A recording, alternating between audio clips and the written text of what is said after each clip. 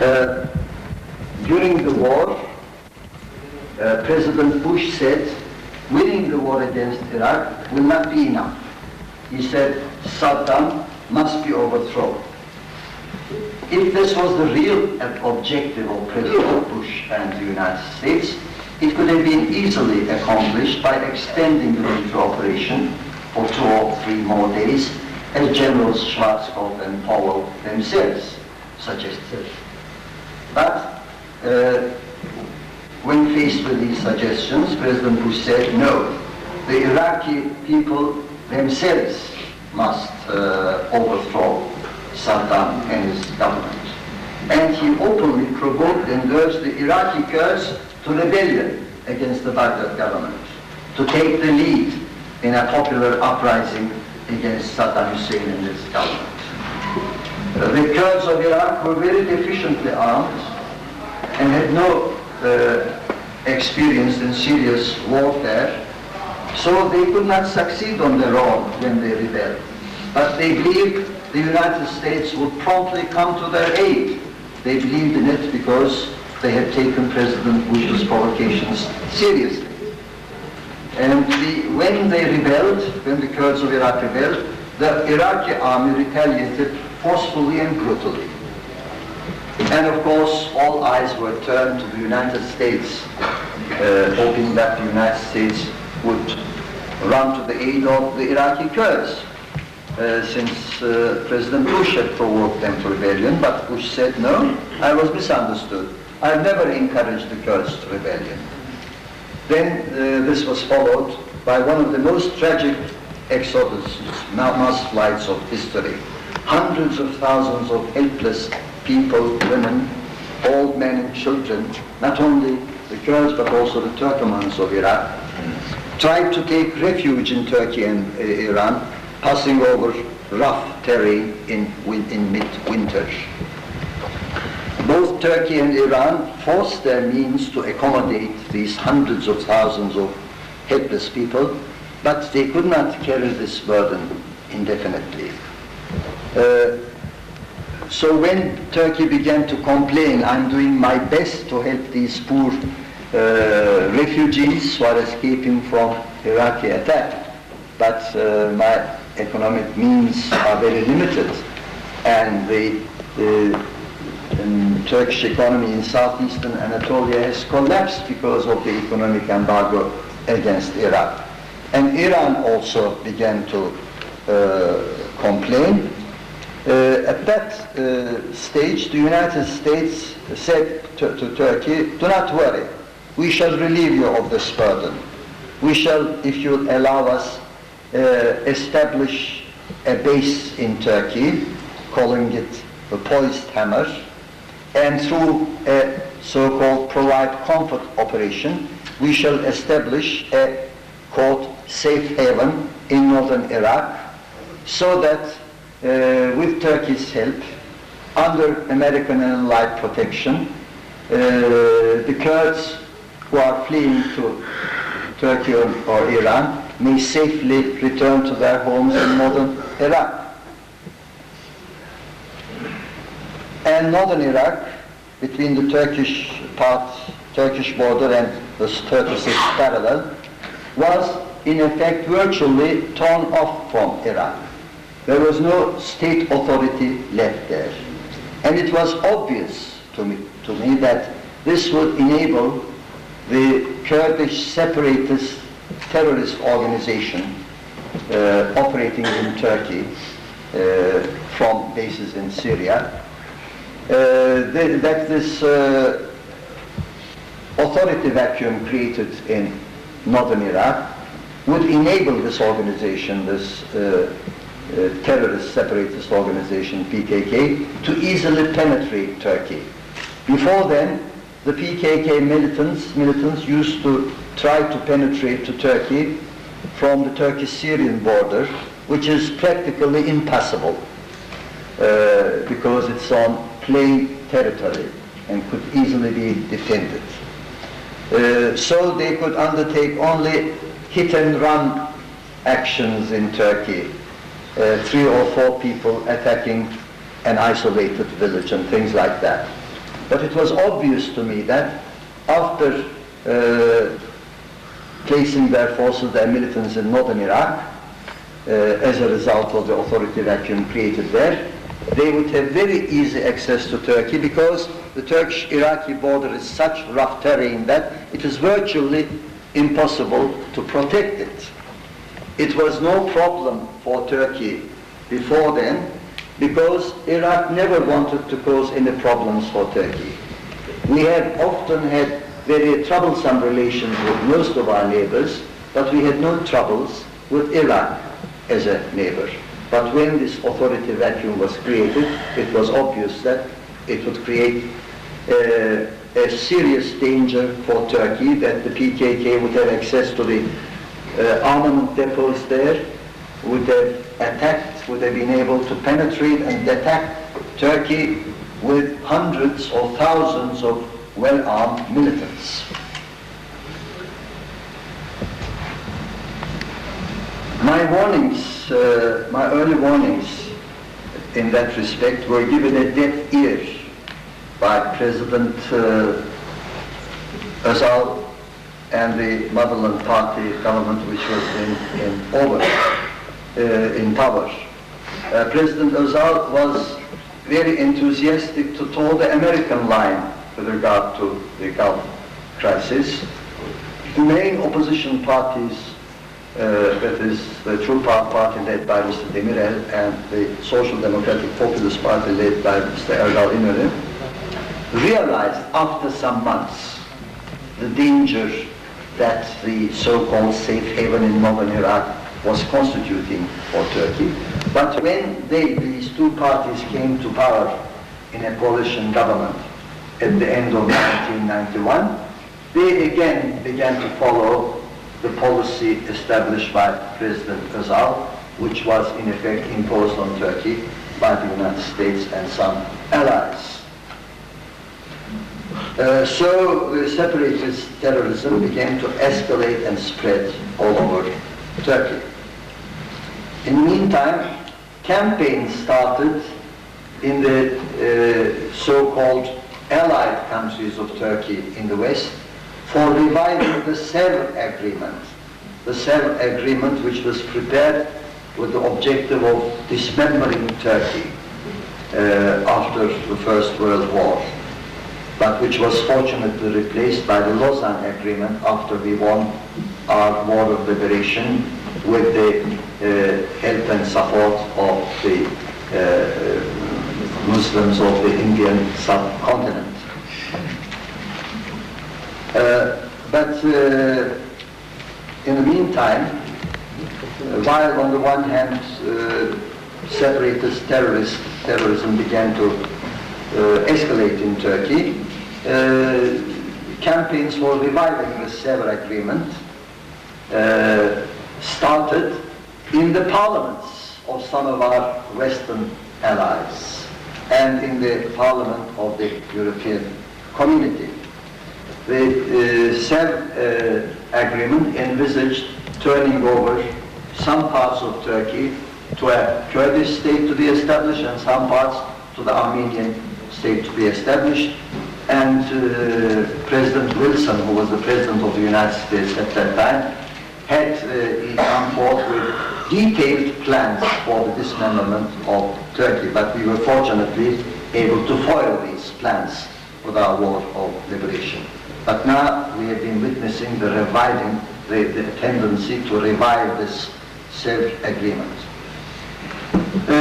Months passed and Turkish politicians from various parties and the public before the parties began to complain in panic. The authority vacuum in northern Iraq is proving disastrous for Turkey, they began to shout. Then the United States, the United Kingdom and France said to us, to our government, don't worry, we shall enable the Kurdish opposition groups to establish authority and security in northern Iraq. But you must cooperate with us in this regard, they said. So Turkey found itself in close association with those forces whose ultimate aim was to annex large parts of Turkey to a Kurdish state. At that time, assurances were given to Turkey. Do not worry, our allies said. We shall never allow the Kurds to divide Iraq and establish a state of their own in northern Iraq. But early last summer, so-called municipal elections were held in northern Iraq under the protection of Allied forces based in southern Turkey. What would be the natural outcome of municipal elections? The election of mayors and the election of municipal councils. But something else happened after the so-called municipal elections in northern Iraq. A government was formed, a constitution was declared, legislative powers began to be used, a flag of Kurdistan was initiated, came to appear, and citizenship of Kurdistan began to be distributed to the people in northern Iraq. And a Kurdistan army was formed. What more can one expect to define a political unity as an independent state? Yet the Allies keep assuring the Turkish government, saying, do not worry, we shall never allow an independent Kurdish state to be established next to your border. And self-deceptively, our government, unfortunately, appears to be believing to these assurances. The next stage, obviously, will be putting pressures on Turkey for accepting the partitioning of Turkey. All these could have been prevented, and the security and freedom of the Kurds could have been obtained without partitioning Turkey, and Turkey itself could contribute to such a positive development. In my first discussion with Saddam Hussein, about a month after the invasion and annexation of Kuwait, I opened the subject of democratization. I suggested that democratizing the regime of Iraq could be a cure for its internal problems. But on that occasion, at that stage, Saddam had obviously no intention, no desire to take steps in the way of democratization. He said so openly in our discussion. But when I met him again, soon after the Gulf War, he had become a proponent of democracy. I'm sure not out of conviction, but as a clever man, he regarded democratization as a practical necessity to preserve the unity of Iraq and to prevent Kurdish rebellion. At that time, Turkey was regarded by the Iraqi government as the only door or bridge to establish relations with Turkey and with the world and to normalize the situation in Iraq. It expected lights to be given, even suggestions from Turkey to help solve the problem in Iraq. So much so that they even took my suggestions seriously, although I was not even a member of parliament at that time, let alone being in government.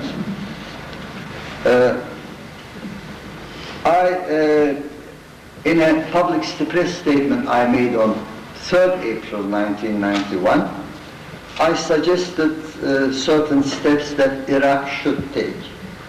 I said Iraq must stop pursuing the fugitive Kurds and Turkomans, that Iraq must ask the Turkish Red Crescent to distribute humanitarian aid in northern Iraq, that the Iraqi government should declare an amnesty for those who had revolted with Western provocation, and that Iraq should take convincing steps in the way of democratization and seek a solution to the Kurdish question within the framework of a democratization program. I sent a copy of this press conference to the Iraqi ambassador in Ankara. He passed it on to Baghdad, it seems, and he came to me a few days later and said, it so happens that the Baghdad government also had been planning steps in the same direction, and he informed me that they had declared amnesty. They had declared that they intended to take steps in the way of democratization. They decided to stop pursuing the fleeing Kurds and Turkmens, and that the Iraqi government had applied to the Turkish government officially, asking the Turkish Red Crescent, instead of international forces, to distribute humanitarian aid in northern Iraq. And the Iraqi government suggested to the Turkish government that Mr. Tariq Aziz, who is an experienced diplomat and politician, as you know, is willing to come to Turkey to discuss this problem with the Turkish government. But I'm afraid the Turkish government did not even bother to reply to these calls from Iraq. I pressed the government publicly, but obviously American pressures on the Turkish government was much more effective. Still, the Baghdad government for some time tried to implement this program of normalization, and Saddam Hussein and his colleagues held conferences with Talabani and Barzani, the two major Kurdish opposition leaders from northern Iraq. They were all enemies, but you must have watched scenes of hugging and kissing between them in Baghdad over the television screen. And they, that is the Iraqi government, Talabani and Barzani, agreed on a democratization program. It was certainly far from being a perfect democratization program with Western standards, but it was much better than anything that existed in the Arabic countries of Middle East. They agreed on this democratization program, but Washington immediately intervened. He warned Barzani and Talabani, you must cut off immediately all dialogue with Baghdad, and called them to Washington. Barzani hesitated. He said, we have reached an agreement with the Baghdad government. Why the United States should be disturbed with it? But the United States insisted, Talabani complied, and Barzani also had to comply with it, had to comply willy-nilly. So I believe an historic opportunity for initiating a democratic solution to the internal problem of Iraq has been missed. Why the United States, claiming to be a major champion of democracy and peace in the world, urged the Kurdish leaders of Iraq to reject this democratization program? I can think of some reasons. One may be that the age-old designs for partitioning Turkey as well as Iraq was still nourished by the United States, and the American administration's objective was possibly to create excuses to establish a virtual Kurdish state under American mandate in northern Iraq, which eventually would start pressing for territory from Turkey as well. Another reason that comes to my mind for explaining the American pressures to prevent a democratic solution to the Iraqi problem is this, that if democratization were allowed to start in Iraq, Kuwait also would have to take steps in the way of democratization, because the United States had saved Kuwait supposedly for the sake of democracy, but if democracy started in Iraq instead of Kuwait, that would be very embarrassing for the United States and the rest of the West. And if Kuwait had to take steps in the way of democratization, Saudi Arabia would have to follow suit. Yet, the United States and its allies are very happy with the despotic, anachronistic regimes of the Arabic Gulf countries. Through such regimes, they believe they can control the oil riches of the region much more easily. In the meantime, this state or non-state created by the United States, using Turkey as a basis, will be a satellite state under American mandate, but it will lack economic resources.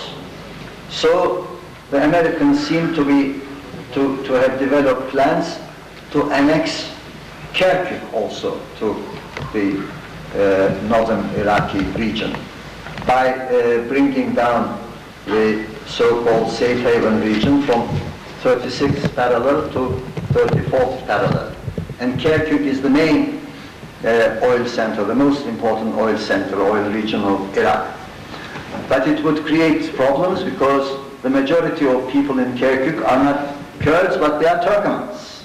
So how could they be incorporated to a Kurdish state? So for the time being, this design is suspended, but it is not given up, in my view. With regard to southern Iraq, the United States and its allies obviously tried to provoke a rebellion in southern Iraq as well, in the Basra region in the vicinity, but they were not able to provoke the opposition there into rebellion. And now they seem to be, the Americans and their allies, now seem to be trying to create excuses to tear off southern Iraq also from the Iraqi administration. President Saddam Hussein is certainly a hot-headed leader, but it has been my impression during my last conversation with him last month that he is not in a mood to provoke the United States, particularly at this period, because he has some optimistic, perhaps over-optimistic expectations about the forthcoming Clinton administration. He told me his hope that at least Clinton should not turn the issue between the United States and Iraq into a personal matter as President Bush had done. So he was in no mood to create problems with the United States, but at the slightest pretext, the United States has begun to attack southern Iraq as well, possibly to create excuses and fait accomplis to separate southern Iraq also from the Iraqi administration, and possibly also to engage President-elect Clinton to his own Iraqi policy before he turns over power to him effectively. To give you examples of the changing attitude of President Saddam on regional issues, I'll give you two examples. I told him in my last discussion in Baghdad last month, you tried to link your occupation of Kuwait with the Palestinian question, I said. But the United States refused to accept such a linkage during the war. But after the war, the United States took this initiative in starting a so-called peace process for Palestinians. So, in effect, this may mean that you have contributed to the starting of such a process by trying to link your issue with the Palestinian issue. So I asked them, if the Palestinian people reach a compromise accord with the Israeli government, would you endorse it? And Saddam Hussein said, definitely I would. I would endorse any solution that is acceptable to the Palestinian people. I believe this is a new sign from Baghdad. And then I asked him, the West presses you on the issue of nuclear armaments, biological, chemical armaments, etc. If a regional agreement covering all the countries of the region is reached for the reduction and eventual elimination of all the nuclear, chemical and biological armaments in the region, would you endorse it? He said, yes, I would endorse it. I'm afraid the West is giving a deaf ear to all these signs. The latest step that the United States has taken in the region, dragging other countries, including Turkey and Pakistan, also behind it. The latest step is the Somali peace operation. The United States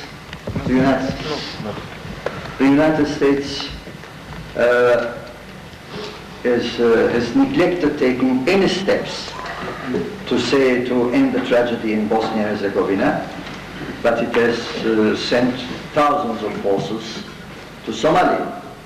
Yet the conflict in Somalia is an internal problem, whereas the Bosnians are facing an external aggression. Fighting the conflict in Somalia has no religious character about it. It's taking place among people of the same religion, whereas the aggression against Bosnia and Herzegovina is turning into a religious genocide. So if the United States was ready to interfere in an area, it should be Bosnia and Herzegovina rather than Somalia. And I'm sure that if the West really wished, it could have encouraged a peaceful solution to the internal problem of Somalia. But obviously Somalia has certain attractions for the United States. It may have oil reserves, rich oil reserves, which is not definite yet, as far as I know. But even if it doesn't have rich oil resources, it is an important door, gateway to the rich oil resources of the Middle East. So I believe that the Somali operation also is connected with the oil interests of the United States. In short, the Middle East for the time being seems to be in a hopeless situation. There are growing reactions against the West. The fundamentalist governments of some of the Gulf countries are supporting the West, are even submissive to the West. But there is emerging now a different kind of fundamentalist reaction in the region, which is against their governments, their existing regimes, and radically against the West. So if the West continues to play its short-sighted game in the Middle East, it may be faced with a rather militant and radical Muslim fundamentalism in comparison to the subservient so-called fundamentalism of the existing anachronistic regimes. Before I end, I would add a short remark on the Kashmir issue. I believe that if a solution proposed by the United Nations itself, the Security Council itself, so many years ago, and endorsed, as far as I know, with Nehru, had been implemented, namely, if a plebiscite had been allowed, it would have been solved long years ago. But obviously some non-regional countries have interest in keeping the Kashmir issue also alive. But I'm confident that the very cordial relationship between Turkey and Turkey and Pakistan is used as a bridge, as a bridge to start an effective cooperation in the whole region. We may easily solve the problems of our region. The Middle East is exceptional in one respect. It is the only part of the region in which non-regional powers are more effective, more influential than regional powers. The Middle East and, in some respects, the Indian Ocean and the subcontinent. So it is high time that the countries of this region, from the Middle East to the to your subcontinent, to Central Asia, should take the initiative in coming forth with their own solutions to the regional problems. Thank you very much for your patience in listening to my long statement.